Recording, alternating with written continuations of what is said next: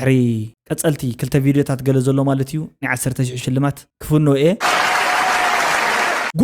ጉድ ጌታቸው ረዳ ካብ ስልጣን ከም ዘአለይዎም ያ አውሽጥና ዝተፈጠረ ንማንም ናይ ደገ ኃይሊ ክነምኻን የሉ ታሽግር አባዓሎም ያ ዘላ ቶም ቀሺ ሓዚ ተታሒዞም ነው ጠበቃና ገረቅ عليه ወየ البوليس ንጋኒ ረዲጽካ ዘለኻ ኢሳያስ ውጻ ይኽባል ዝካ ውፉይ ንመርገን ሓሙድ ይኮነን ሃገር ክመርሕ ዝኽእል ናይ መምርሕ ዓቅሚ ጉድለት ይብሉ አገርታ ነጻነት ናይ ምኽላእ መንፈስን ሓሳብ ንኽጠፍ ወይ ጋሪ ወደብረ ዘን ዓወት ለሐፋሽ ነብሎ ጓራያ ሎሚ trillions of dollars ንሓደ ሰብ ክወጽሕ ይኽእል ብምንታይ ክሕሱና ገለዶ ዝባሃል ታ ትሪልዮን ታ ቁጽሪ ዘይትፈልጣ ክትከውን ትኽእል ኢኻ ሃይለ ክቡራትን ፍትዋትን ተኸታተልቲ ሽደን ሪአክት ስዋን እንኳዕ ብድሓን መጻኹም ድሓና ደቕኒኹም ይሄን ይመስገን ኣነ ብወገነ እግዚአብሔር ይመስገን ሰላም ኣለኹ ንስኻትኩም ድማ ከምዚ ከማይ ከም ትሉ በዓል ሙሉእ ተስፋዬ ሓደሽቲ ኣለኹም ኢሎምኹም ሳብስክራይብ ላይክ ካሜንት ሼር ግበርዎ ነባራት ኣለኹም ርእቶታት ፍሊፍሊ ዝበለ ርእቶ ኢና ክንንብብ እሺ ሙሉ ሃይሉ እንታይ ዳይላ ኣውራቶም ዓበይቲ እዮም ሓሰውትኮ ቶም ዋና ዝሕሱ ዘለዎም እዮም ቶም ዓበይቲ ኣታ ሓጢያት ክትእትወና ፍረ ሰሎሙን ላይክ ጌራ ሽደን በሊሕኻ ናይ ብሓቂ ኢላትነላ ማለት እዩ ሚካኤል ስጢፋኖስ 759 ሽደን ሓወይ መደብካ ጽቡቕ ይቆጽሎ ብዛዕባ ባሕሪ ኢንተርናሽናል ሎው ኦፍ ሲስ ዩኤን ኮንቬንሽን አርቲክል 125 and 126 አቀሚጡ አሎ ኣብ ጉግል አንብብዎ በለው ያ ኣብ ጉግል አንብብዎ ሓንቲ ዓዲ ኣፍደገ ባሕሪ ዘይብላ እንድሕርዳ ኮይኑ ኣፍደገ ባሕሪ ክትጥቀም እንድሕርዳ ኮይና ሞ ኣፍደገ ባሕሪ ናይ ጎረቤት ዓዲ ክትጥቀም እንተኮይና እታ ጎረቤት ዓዲ ሰናይ ድሌትን ፍቃድን የድልያ ከም ምዃኑ ኢት ኮንቬንሽን ዝገልጽ ማለት እዩ ቲ ኦቨርሲ ዝበሃል አግሪመንት ንሱ ዝሕብር አሌክስ ገብረ ጻድቅ አረሞቸኻ ኢንለ ያወድ መቀለ አኸራይ ሞቸነራይ መቸኻናኻ ሃይማኖት ክፍለ ማርያም ላይክ ዕንበባ ብዕንበባ እዩ ማለት ሓራይ ኩልኩም ብጣዕሚ ሃናጽ ዘበለ ርእይቶ ኢኹም ገዲፍኩም ለይከድኩም ኣነ ኸኣ ብጣዕሚ ሕጉስ ኢለ ርእዮ Welcome to Shidden Reacts 1 ኣምና ኢሎም ዓንቲ ቪድዮ ታይዲቱ ጉዳይ ሓደ ቀሺ ነይሮም ኣብ ዝሓለፈ እዋን ሰሪቆም ሰራቅ ዝኾኑ ቀሺ ኢልና ነርና ለተ ማርያም ለተ ክርስቶስ እናበሉ ንሳ ፈቆዶ እንዳ ማዳም ሰሪሓ ዘምጻቶ እሞ ዝኹለይ ሓሳረ መከራት ፈልጡ ኢኹም ትፈልጡ ኢኹም ኣሕዋትን ሓትን ዝኹለይ ጉዳይ በጽሕዋ ነይሩ ተታሒዞም ያ ይባሃል ኣሎ ጽቡቕ ሰማዕ ኢልና ንሕና ብኸመይ ቶም ቀሺ ሓዚ ተታሒዞም ነው ብኸመይ ተታሒዞም ዝተስሓዙ ምኽንያት ኣነ እንትን ነይረ ሒሙኒ ሕክምና የነይረ ካው ዘትሓዞ ሰብ ቅድሜ ሓደ ወዲ ማለት ሓደሎ ተወልዩ ተስፋ ይዝባል እሱ ዝተበልዐ ኣታሊሎም ወዲዮሞ ብድሕሪኡ እንታይ ይብለኒ እሺ ቅድመኛ ማለት ዝተበልዐ ወዲ ማለት እዩ ካውስ ከምዚ ዝተበልዐ ገንዘብ ገሌሉ ነይሩ ማለት የፍቱ ሞንጎ ኣፍትናተይ ኩነታት ተበልዐ ገሌሉ ነይሩ ድሕሪኡ ምስ ሰላም ትኸዲኻ ኢሎም ሓደ 300,000 ወለዎ ወድላ سدس سبعة سلة. بليزي هذا تسفاي شو عتيم تشحملتي. زي تسفاي استوى عودة هزيم كلنا خلا. بق ما لا تحكمنا يوم يرد نقرقر الناتش. زي ترى خاصة أيس زي تتحازي وايلس حل نايس بز حقن حيرة كأوز وجده واللي يسون. أتتحيزك وصواعي لنا السلة. بدحريو كرجع قص أمينة بدحريو خيدهم نافت بوليس أبي خيدهم قالوا من فوق اللو. وتتحيز حمزة لهم بله رجع أني هوينهم بالوصية أمين نمبر يا أمون كوي ما نقص. حزت فكرني. حزت حيزهم مجساء منيو. سخي حزي تاي تقول لخي خصي قالت تأتلق دخي همي خامن تاي كنا تتنيخي سخ. طبعا مجمرة طبعا نجرق عليه ويا البوليس قال تقبلني بدحريو ورقتي وكلنا جرت طبعا يجرى أنا لك سيجمرين. جمير خلني أخي. حزم كتتالني خمالتي. حراي أما تقول كما يو قلل بزبادة من قدو أبرورهم زبهال سيد النيرو قدو لي أستيوب كأبارورهم يلوه نحنا كوا أبرورهم كونه أبارورهم كونه ياو سلا زبرر يبرر لنا أميننا بقى أبو سحقنا إنا قريفنا anyways زومك أشي أبرورهم أموسا ويكا casting out the devil جلز بهال مشلو cast out devil زبهال موسا أو أنت زوافر نيرو ما حشوم نيرو سألينا نسمون كالي أبرورهم يوم كوينهم لم نقنم نيرو موت تحيزهم يا يبهالو صبغ سمعنا إلا نحنا تايخم بلكم نسخاتكم بوغنكم نقعد تتحزو خمس بولو سايقي مواردي قشاوشتيهم قشون زي كون يخول يوم لك مسكال تأمتأم بمولو قش يكونن مسكال زي تأمتأم بمولو دما قش يو ويك قش يكونن اللي كان مجمعت كل كبير نجار يوم مالتيو مسكال ده حزة مسكال تأمتأم قش يلكم أي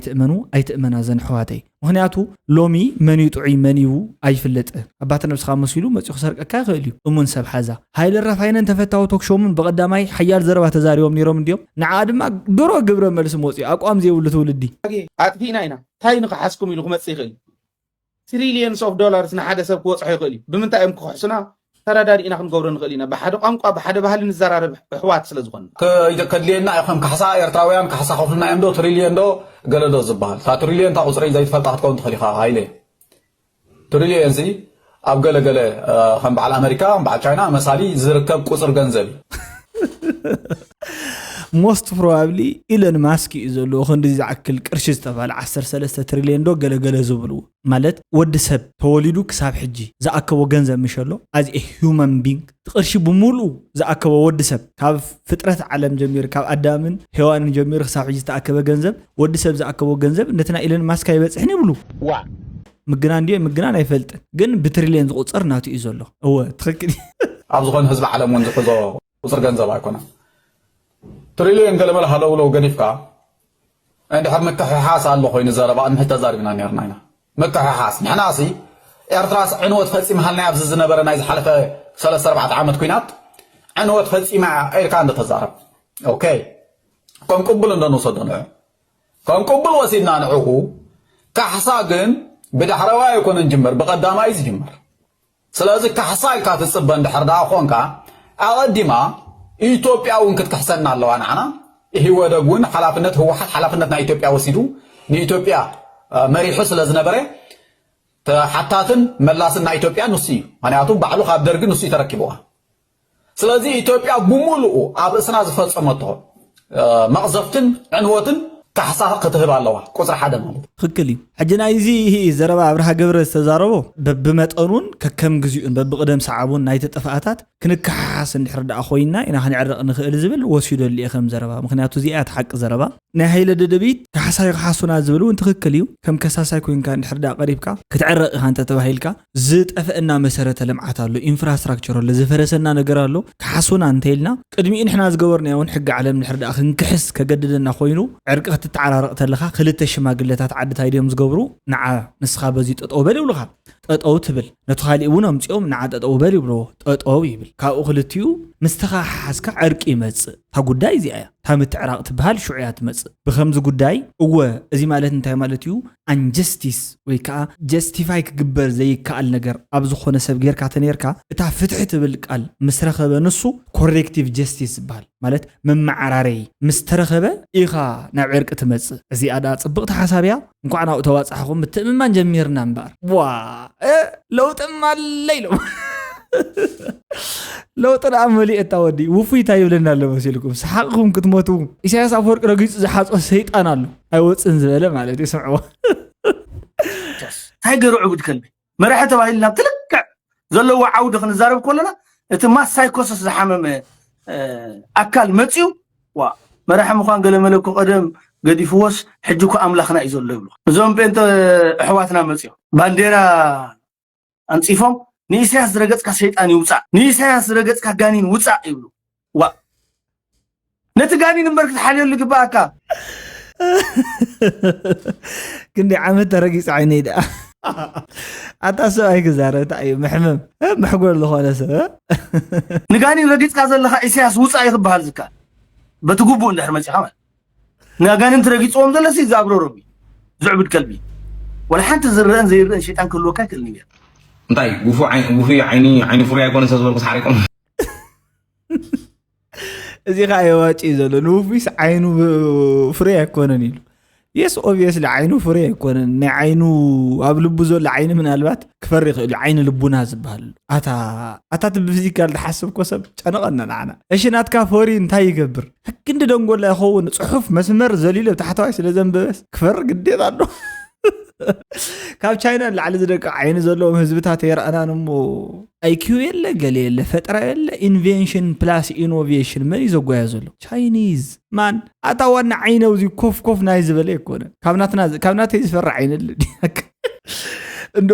ሰብ ዓይኑን ተፈሪው ጠርጥር ይዝባል ብዙም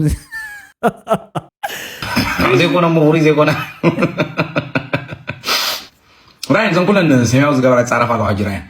وفي عينه فري تعقص عجرة ما سكت يا خالدي بس هو في عينه فري عينه فري نعم في نمرجع نحمد يكونن هاجر كمرح سخن سموهانو من سيكرد خلالو هاجر وفي إذا ما سمعنا ذا سطر يكون نفلتو عالم تفلتو مرحة عالم مش مرحة خوفي للزهر بسبعي مش مرحتي قنا يزهر بنيسو صحاكي لوجيكي حجو وفيك يمرحة يو أبي ما زول رزي نوفي مرشا نوفي مرحة نابل تحط وفي مرسيها زي فكر سمعت مرسيها زرداء هزبون هاقورن صفوتو سبي سو برجز وفي كاب مريحنة برجيد نحمدو كساب مريحنة عدو زوج أنا جرى له يلكم زراب مشجاري بعد خاسيك تشجر نحرد هذا اللي خا ناف شجر كأتي أتيل كأمبر نايم مرح مجودلت يقول بس عواز جوداجين نسامع يعني بفلا كأ تنايم مرح ورا من البات استراتيجيك سخونة محزنة تعتمد مفتار ميثودولوجي أب أو تخام مخاد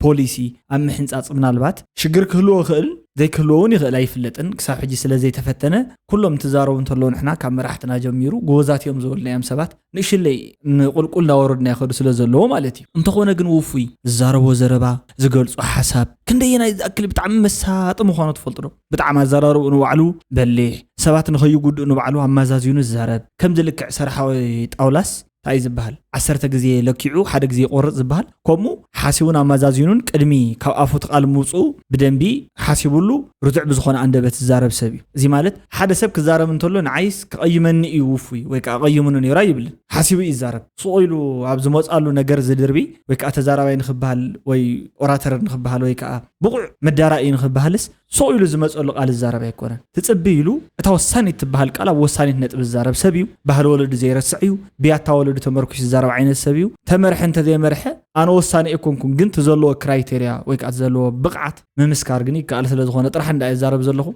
ازي مغنان صحاوس طرح يكونن مالتي كما اجندا مسيومسي وفي كم سلازخونه قال ملتار قال ابين يركان عغان مرسكا مري ما مرسكا ابين يركاس مسياوت مرح قال انتي تبلاو زوريتين كاب دي وان كتبقس كلا ابزا هولاند تبال عدس ابتا سرح له في تزاري يفلت كم زيغير يفلت አይፈልጥኒ እዚ ሁሉ ፕላን የዝገብሩ ወገለ መልታት ወደባታት ቀሊል ሊ አና ከነዛ ይገበርኩን ወርሐት ነገር ይገበርኩን ነፍስ አማን ፍላት ቆጽቦ ኮይ ቃለስ ኮሎኩሲ حراي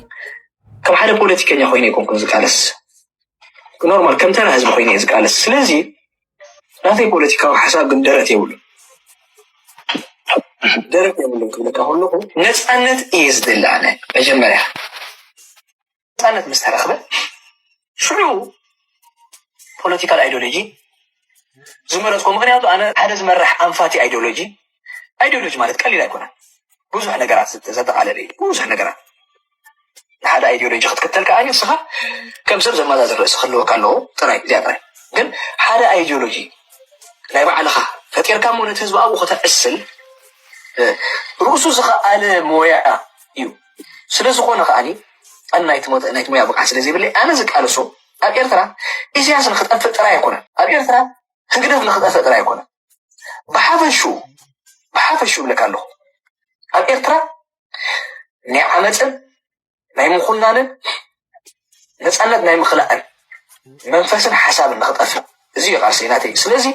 ዝኾነ ይኹን ፖለቲካል አይዲዮሎጂ ብለይን حراي ትክክል እዩ ዋላ ናተይ ከም ሓደ መንእሰይ ዋላ ተናይ ፍረ ሰላም ዘሎ ናይ ክልታና ሸር ንገብሮ ሓሳብ ንሱ እዩ ማለት አይዲዮሎጂ ዝበሃል ነገር ኣሎ ተዓስለሉ ንስኻ ኣብኡ ርዒምካ ሓሳብ ትህብ ማለት እዩ ኣብቲ ውሽጢ እዚ ግን ኩለንተናውነት حقوفاينت انكلوسيف زخونه زررب زدليو كالاي كام سكالو سبات ون سيميلاريتي كلو كاز قبري كتعقوف اندحر كوينكا ماتشس كتماساسل كلا لك ام السبات ممسسال قبلتلخو نعو مسيركا مهار زي كونس تحسابكا سنتناتهم حساب زمسل زوم تماساسل حساب زلوم سبات يوم حدا ايديولوجي زبحال نغير حيزوم زفلقو زي مالت دما عندنا كل مسارات يخون زبل صبو حسابيو ግን باورو بدحرات بسان فتحي سان ديمقراسي زفتر ماينر زمسل صقم ግን ድማ ኣብ ዓዲ ዓብይ ኣፈላላይ ክፈጥር ዝኽእል ንኣብነት ኣብ ዓዲሲ ቅልል ብዝበለ መንገድ እንድሕር ፍትሓውነት ወይ ከዓ ማዕረኽ ፍፍል ሃብቲ ማዕረኽ ፍፍል ጥቕሚ ረብሓ ዝበሃል ነገር ተዘየልዩ ኢኩዊቲ ዝበሃል ነገር ተዘየልዩ ምዕሩይ ዝኾነ ክፍፍል ሃብትን ተዘየልዩ ናይ ግድን ሓመቐ ፀበቐ እቲ ዝሓየለ ብልዕሊ እቲ ድኹም ወይ ከዓ እቲ ዝድኹም ኣብ ልዕሊ ተሓያል ምስ ነውሐት ግዜ ምልዓሎ ይተርፍን ስለዚ ኣብዚ ዲስትሪቢዩሽን ጀስቲስ ዝበሃል ዲስትሪቢዩቲቭ ጀስቲስ ዝበሃል ዘሎ ነገር ወሳነ ነገር እዩ ክትሰርሕ እንድሕር ዳ ኮይንካ ማለት ንኣብነት ስልጣን ክኸውን ይኽእል ረብሓ ክኸውን ይኽእል ጥቕማጥቕሚ ክኸውን ይኽእል ልክዕ ከምቲ ብኣምር መጀመርያ ብፅንሰ ሓሳብ ወይ ከዓ ብቲዮሪ ንገልጾ ፕራክቲካሊ ከምኡ ይኸውን ዘሎ ተዘይ ኮይኑ አይዲያል ዲሞክራሲ ፈጢርካ መረፃ ብ5 ዓመት ትገብር እዚ ድማ ነቲ ዓዲ ብዙሕ ኣታዊ ኾና ዝነበረ ነገር ኣብ ዘይማዕሉ ዒሉ ንዓኸ ምርፀካ ግንስኻ ክትምረጽ ከለኻ ንባዕሉ ተወረቐት እንዳሰረዝካ በጻውዕቲ ዝፈረመ ኣብዚ ኢኻ ትፍርም ዝግባእካ እንዳበልካ ናይ ሓሶት ነቶም ካልኦት ዝመረፁ እውን ዳጓያ ካደ ድሕሪኦም ትውዕል እንድሕር ዳ ኮይንካ መረፃ የለካን በቃ ኮፊልካ ምድቃስ ወይ ከዓ ንመረፃ ዝተባሃለ ገንዘብ ንኻሊእ ዲጋ ማይ መኹዓት ጽቡቕ እዩ ወያት ኤርትራስ ናህና ያወና ዓይስ ትብፅሓን ያ ግን ዲቃላ እንዳበልኩም ድኸረምኩም ሰባትስ ኣወል ስዒድ ፊሽካ ነፈሓሎ ያላ ኮርታ ቅድሜና دخلكم ويا إرترا كونكم كوف في الزميدة ما شاء الله ما شاء الله عليكم ويلك ما شاء الله كم إرترا وتكون تدالو دوايلهم تصنعسي كم إرترا خونس كم تتنقل تصنع عندهم مثلها زم حجنا ريم دلنا إرترا ويوم كوف لهم دلو أتتنقل كم زيا أول سعيد كأنا حمامي كأفش كان في حوايا لا كورتا كلها دخيل حج شوف أكبر لكم امين وحقسكم كمان ورا إرترا عدين ده كم صادق على ده قليلهم بيتصرفنا تمالزي إرترا ينقولون قديمه من الزنيع ما شاء الله بلو شوف أكبر لكم قاعد حان كأمتهم نبي إرتراون عدنا ايدلكي انكو عاد حان مصاخم بلكنا انكو عاد حان صناح خزحفتي نحن مصينا عاي انا بزح ነገር ካኻትኩም ካብ ኤርትራውያን ብዙሕ ነገር ይሓተትኒ ቀሊል ነገር እዩ ሓደ መሓዛ ወይ ክልተ መሓዙት ከጥርሞ ብድሕሪኡ በቃ የሪእና ዓዲ ብዙሕ ነገር ቦታታት ከምኡ ንዑደት ምግባር ይኸይድ ሒዜ ይመጽእ ኣነ እውን ጥሕለየ ልሙዶ ንሱ ናኡ ግዕዝም ግዝዑ ሁሉ ዓሳ ገለተሊኡን ካብቲ ባሕሪ ዓሳ እዝደላ ኣነ ካሊ ብዙሕ ይደልኒ መርከብ ይብልግ አዳታ ያዳዲ ቀዲምኩም ማለት ነው ቅድመኪና ግዴታ ይኹን ከይድናሽ ታይልኪ ጓራያ ሰጢጣ ያግድፉዋ ጓራያ ሎሚ ማስቃ ቀደም ማለት እዩ ግልብጥ ኢልኪ ሎሚ ስሚ ወን ይርካ ዓመት እስም ዝበለ ሐቅ እዩ ሱዝኒ ነው እይ መንጀር ለለው ጓዳ ይብላ ገር ኻፊ ደስ ደደና ፕሊዝ ላይ ድሸና ይወቅያው አወት ጋፋሻ ብለው አይ ጨንቀና وانا ما لسحل يتوردمي اكل سحل دسلت النومي اتزال اللوايلي بالله لا غور خا دسلت النومي اول سعيد بناخذ ما يزق حشهم لنا اللويو اول سعيد ايش حشهم لنا يوم انا قيقرا خرينيرا وتصوعوا اول سعيد واسمهم زرزرهم ويغاري ودور زين عاوتنا حفاش نبلو ولنا وسمعنا وتقربنا وسممنا ما نفكر بحوات معرن እታ ጉዳይ እንታይ መስልኩም ቀልል ብዝበለት መልክዑ ለለዋ ለብላ ትበሃል ጉዳይ ነይራ ብዙሓት ሰባት ከአሪና እንዲና ሲሕቅናላ ወይ ከዓ ከም መስሓቅ ከም ሕንጨጭን ተጋሩ ገለ ተጠቂሙ ለለዋ ለብላ ማለት ዘላታ ዘይብላ ማለት እዩ ዘለዋ ዘይብላ ለለዋ ለብላ ብኽልቲ ኢላሃጃ ቋንቋ ደይ ቋንቋ ዓድና ስለዝኾነ ወላ ሓንቲ ፀገም ይብልና ሕጂ ኣነቲ ለለዋ ለብላ ብሎም ኢላ ተዛረበ ዘላ ኣስሒቁኒ ማለት ልብ ዘለዋ ግን ድማ ዘይብላ ተዝኸውን ነይሩ ሕጂ ንዓም ገለጻ ነይሩ ማለት እዩ ለለዋ ዘይብላ ቀደም ሰልጢኖም መጽኦም ሰባት በትሽዕ ግዜ ዝነበሩ ሓሳብ ተረዲእዎም ድዩ ሕማቕ ዲ ነርት ግዜ ጽቡቕ ዲ ነይሩ ነቲ ሽዕ ዝነበረ እዋን ሰብ ዝነበሮ ምልከታን ትዕዝብትን ብፍላይ ነቲ ግዜ ዘለዎ ርድኢት ይዝምልከት ተሳሒቱ ተረዲእዎ ነይሩ እንተኾይኑ ኣብቲ ሕጂ ዘለዎ ወለዶኻ ኣራማይ ወለዶ ኮይኑ ማዕረመ ሕጂ ንስኺ ለለዋ ዘይብላ ክስልጥኑ ይኽእሉ እዮም ወሲድካ ሰልጥኖም ጸገም የብሉ ወሲድ የሰልጥኖም ክንስልጥና እንተኢሎም ኣብትን ሓፋሽ ተኢሎም እውን ክብሉ ይኽእሉ እዮም ግን ንስኽስ ኣብ ምንታይ ተዋፊርና እንድሕር ዳኢልኩም እንትና ሕጂ ዝኔት ወለዶ ኣብ ምንታይ ተዋፊር ይመስለኩም ኣብ ጸርፊ ወይ ድማ ኣብ መረረት ነማረር ንሕና እሞ ዳሕራይ ከም ዝፍታሕ ዘምጻና ይመስለና ከምዚ እኮ ተዝገብሩ ነይሮም ከምዚ እንታይ ትገብር ኣለኻ ንባዕልኻ ትገብሮ ነገር ግበር እዩ ግን ለለዋ ዘይብላ ጽቡቕ ነገር ኣምጽኡ ለለዋ ዘይብላ ባኣውርኡ ብላህጃ ተዘይኮይኑ ዘለዋ ዘይብላ ኢልካ እንድሕር ሰልጢንካ ክህሉ ኣይኽእል ዘይክህሉ ኣይኽእል ታ ነገር ሓራይሽ ብዝኾነ ንሕንጫጭ ጥቕማትሉ ሽልማት ነይሩ ዘርኡ ቲቸርስ ኤክሰለንስ ዝበሃል ኣዋርድ እንሄ ብጣዕሚ ጽቡቕ እዩ ደስ በሃሊ ካብ ማእኸል ሓወልቲ ሰማዕታት ዝተዋህበ ሽልማት እዩ ንመምህራን ዝውሃብ ስነ ስርዓት ሽልማት ብሉጻት መምህራንን ኣመራርሓ ትምህርትን ትግራይ ዝምልከት እዩ ብጣዕሚ ደስ በሃሊ እዩ እዚ ማለት ሕጂ ዘርኡ ገብረ ሊባኖስ ትክክለኛ ስራሕ ይሰርሕሎ ማለት እዩ ካልኦት ተወለድቲ ሃፋትሚና ባህልቲ ኤርትራውያን ኩኑ ንዓድኹም ተጋሩ ኩኑ ንዓድኹም ከምዚ ዝበለ ነገር ንኽትገብሩ የብቅዕኹም ተበቂዕና ንግበር ተዘይብቅዕና ድማ የብቅዓና ኢልካ ምሕላፍ እዩ ብጣዕሚ ተሓጒስና ዘርኡ ገብረ ሊባኖስ ከዓ ቧ ኣድኒቕናካ ለባም ኢልና ንበር ተጋሩ ንላዕሊ ስለ ዝነበረ ኣይኮነን ኣብ ውሽጥና ዝተፈጠረ ንማንም ናይ ደገ ሓይሊ ክነመኻንየሉ ዘይንኽእልን ዘይግባእን ባዓልና ክንፈትሖ ንኽእል ዝነበርና ሕዚ እውን እንተኾነ ካሊእ ካባና ወፃኢ ፈታሒ ምእላች ዘይንደልየሉ ባዓልና ክንፈትሖ ዝግባእ እዩ ናይ ደገ ሓይሊ ኣብ ትሽግር ይኹን ኣብ መፍትሒ ናይ ምድጋፍ ወይ ናይ ምግዳድ ተራ ጥራሕ እዩ ክህልዎ ዝኽእል ሕጂ እታ ዘረባ ሰሚዕና ኣነ ከም ዘላት እታ ሽግር ኣብ ባዕሎም እያ ዘላ